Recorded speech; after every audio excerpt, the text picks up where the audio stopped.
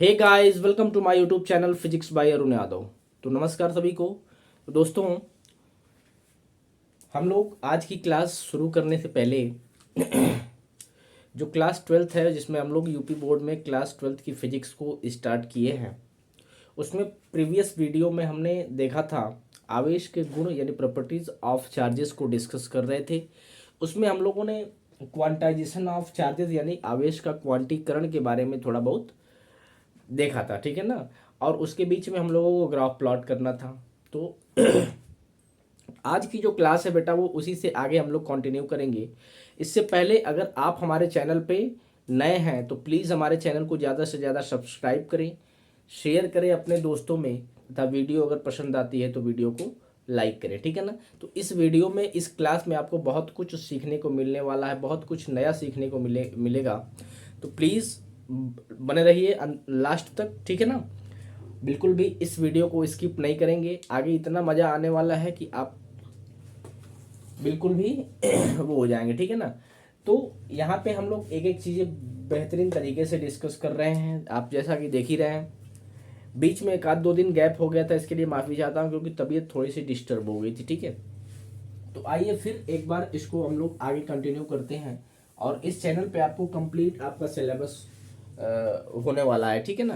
तो आपको बिल्कुल भी परेशान होने की ज़रूरत नहीं है। आज की जो क्लास है बेटा, उसी के आगे आवेश के गुण को आज हम लोग कंप्लीट करते हैं, ठीक है ना। आज आवेश को हम लोगों की कोशिश ये रहेगी कि आज आवेश को क्या कर दिया जाए, कंप्लीट कर दिया जाए। फिर उसके बाद हम लोग कूलॉम्स लॉ वगैरह की बात करेंगे, ठीक है। तो चलिए, तो आइए डिस्कस करते हैं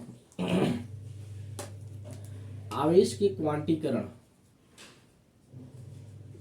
आवेश का क्वांटीकरण के बारे में हम लोग, क्वांटीकरण यानी क्वांटाइजेशन, क्वांटाइजेशन ऑफ चार्जेस, इसके बारे में बेटा हम लोग डिस्कस कर रहे थे कि आवेश का क्वांटीकरण या क्वांटाइजेशन ऑफ चार्जेस क्या होता है। तो हमने आपको बताया था कि किसी भी बॉडी पर जो आवेश का स्थानांतरण होता है बेटा, वो हमेशा इलेक्ट्रॉनिक आवेश के पूर्णांक के गुणनफल में होता है। इसका मतलब कि किसी भी बॉडी में जो आवेश होता है, उत्पन्न आवेश होता है बेटा, वो हमेशा multiple of what, integral multiple of electronic charge के क्या होता है, बराबर होता है। समझ में आया। जहां पे जो n है बेटा, n बिलोंगिंग्स टू इंटीजर यानी पूर्णांक,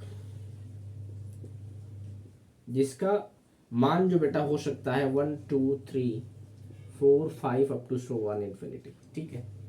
क्योंकि n इंटीजर है, पूर्णांक है, तो आप जानते ही हैं कि सभी जो काउंटिंग्स है पॉजिटिव धनात्मक पूर्णांक, वो 1 2 3, क्योंकि किसी भी बॉडी से जो इलेक्ट्रॉनों की संख्या हो सकती है, निकल सकती है, हमने आपको बताया था, वो हमेशा और हमेशा इंटीजर के मल्टीपल में ही निकलेगी। किसी बॉडी से जो इलेक्ट्रॉन निकलेंगे, या तो 1 निकलेंगे, 2 निकलेंगे, 3 अप टू सो 1 ऐसे निकलेंगे। ऐसा तो है नहीं कि 1.5 यानी आधा इलेक्ट्रॉन या 1.5 इलेक्ट्रॉन निकाल दिया इसमें से। तो इस चीज को थोड़ा सा ध्यान रखेंगे, ठीक है। अब इसके बीच में थोड़ा सा हम लोगों को ग्राफ देखना था कि बेटा इसके बीच में ग्राफ कैसे वेरीज करेगा।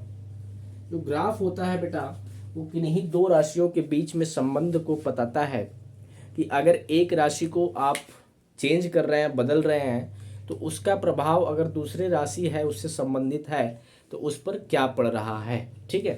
तो इसी तरह से तो थोड़ा सा यहाँ पे बेटा आप देखेंगे, यहाँ पे आप देख रहे हैं कि जो Q है बेटा, वो क्या है, यहाँ पे E तो कांस्टेंट है कि नहीं।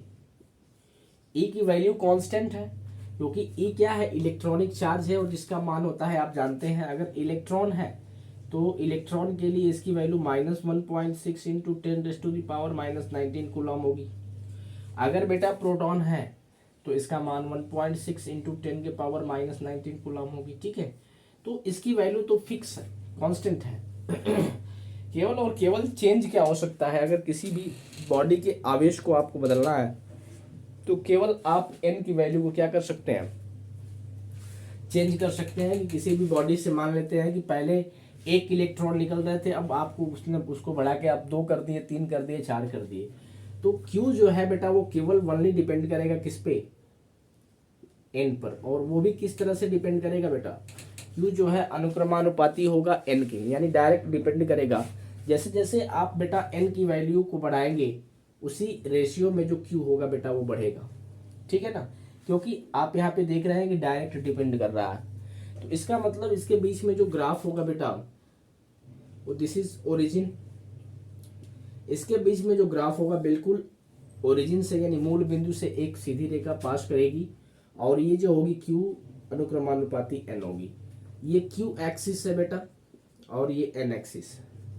तो आई होप आपको समझ में आया होगा कि Q और N के बीच में अगर आपसे कोई ग्राफ बनाने को कहते तो इस ग्राफ के मैथमेटिकल रिप्रेजेंटेशन से आप समझ सकते हैं कि किसी भी बॉडी का जो क्वांटाइजेशन है या क्वांटीकरण है वो किस प्रकार से एक दूसरे से क्या है, कोरिलेटेड है, ठीक है।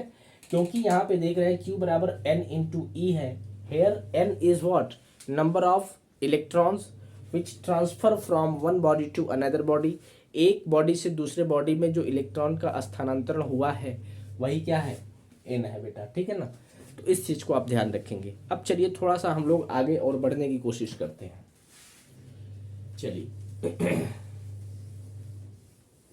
अब बेटा अगर आपको किसी भी बॉडी पे नेट आवेश यानी कुल आवेश की वैल्यू निकालना है तो वो भी आप निकाल सकते हैं। तो इसको थोड़ा सा हम क्या करेंगे, डिटेल में इस चीज को थोड़ा सा डिस्कस करेंगे। तो मान लो बेटा ये कोई बॉडी है जिसमें मान लेते हैं Np क्या है, नंबर ऑफ प्रोटॉन, और Ne is the number of electron.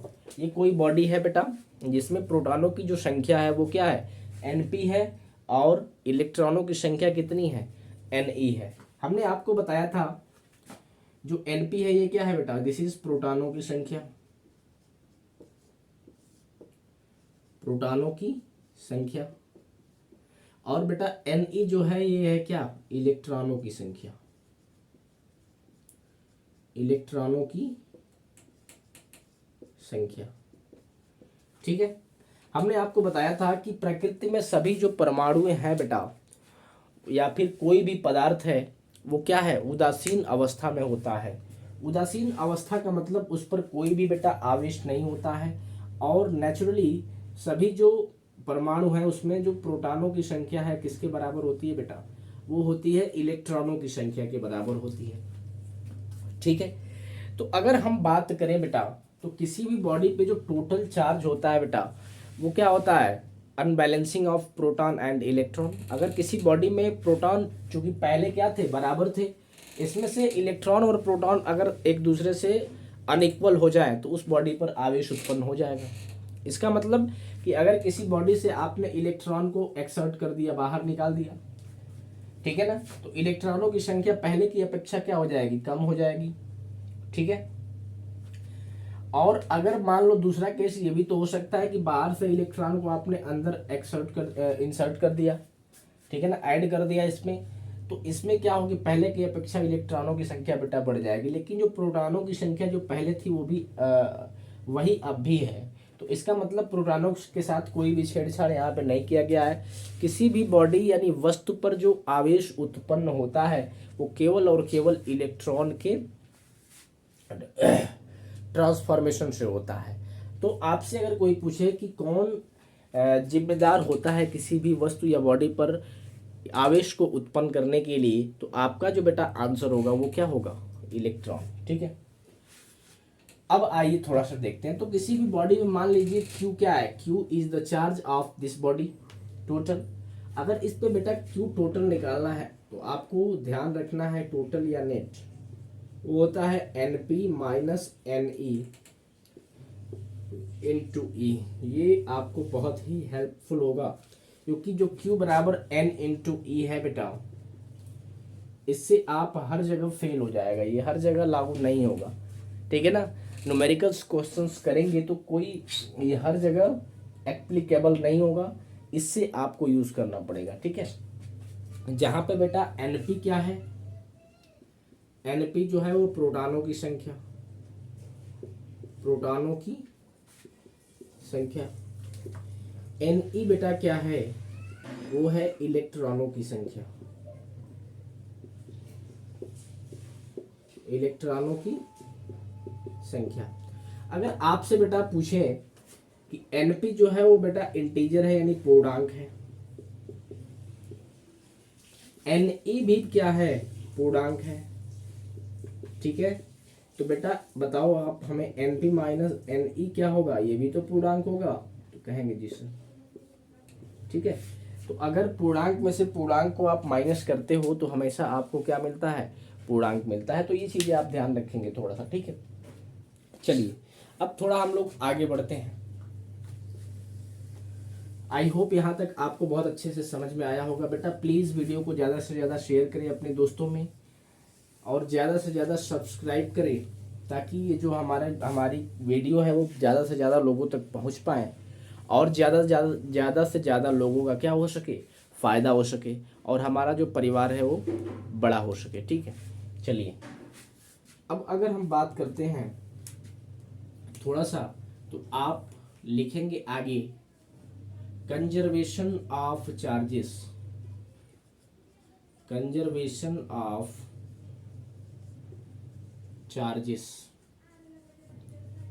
यानी आवेश का संरक्षण,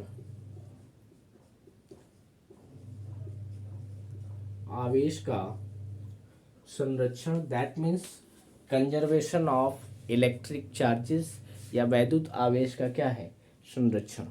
तो बेटा इसके अकॉर्डिंग, इसके अनुसार कंजर्वेशन ऑफ इलेक्ट्रिक चार्ज के अनुसार किसी भी जो वस्तु है या बॉडी है उस पर जो नेट चार्ज होता है बेटा वो हमेशा कांस्टेंट होता है। इसका मतलब हुआ कि आवेश को न तो उत्पन्न किया जा सकता है, ना ही उसको क्या किया जा सकता है, नष्ट किया जा सकता है, बल्कि आवेश का ट्रांसफॉर्मेशन होता है।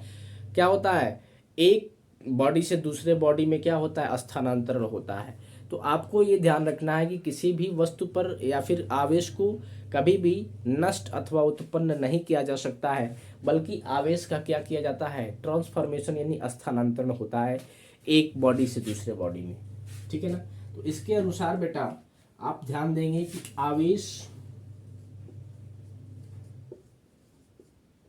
न तो उत्पन्न किया जा सकता है, उत्पन्न किया जा सकता है,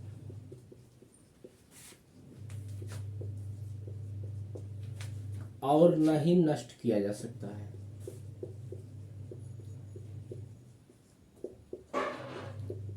नष्ट किया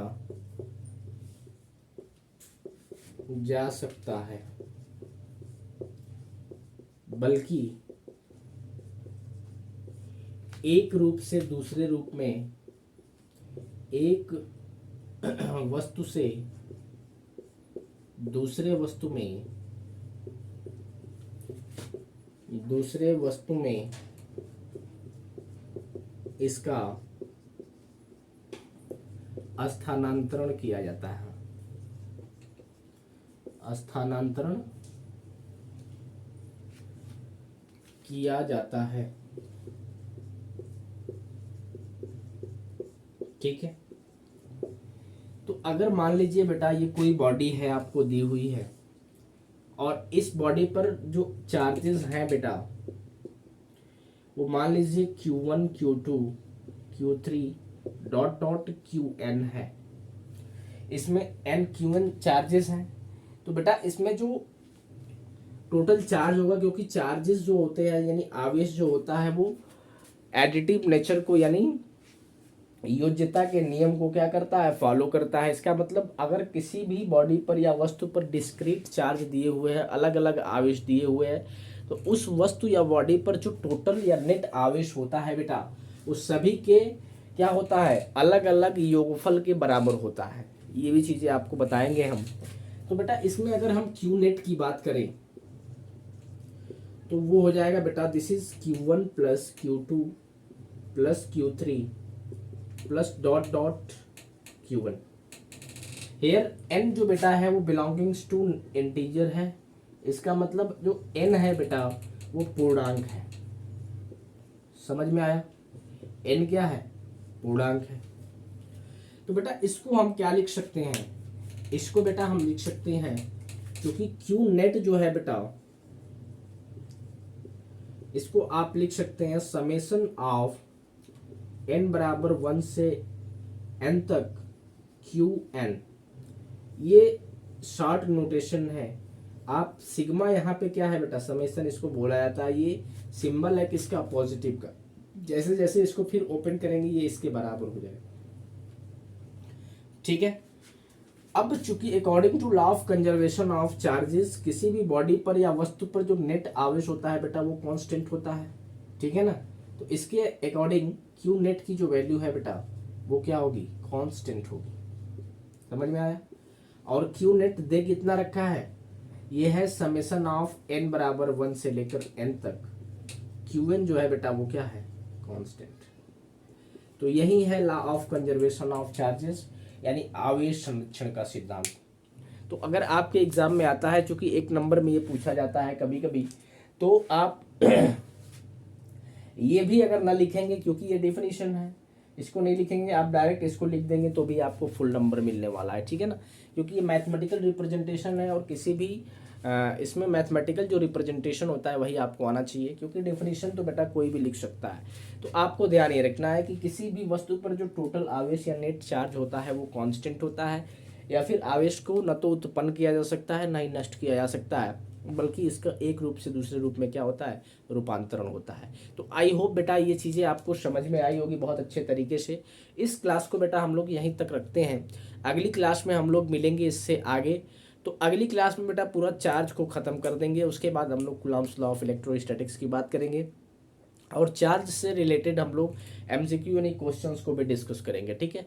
तो आई होप यहाँ तक आपको बहुत अच्छे से समझ में आया होगा। वीडियो को ज़्यादा से ज़्यादा बेटा अपने दोस्तों में शेयर करेंगे, सब्सक्राइब करेंगे, तथा अगर वीडियो पसंद आती है बेटा तो लाइक करेंगे। तो रेगुलर ऐसे ही हम लोग धीरे धीरे आगे बढ़ते बढ़ते आपको के मुकाम पे जो टारगेट है बेटा उस चीज़ को हम लोग अचीव कर लेंगे। ठीक है? तो हम लोग मिलते हैं अगली क्लास में। नमस्कार, जय हिंद, जय भारत।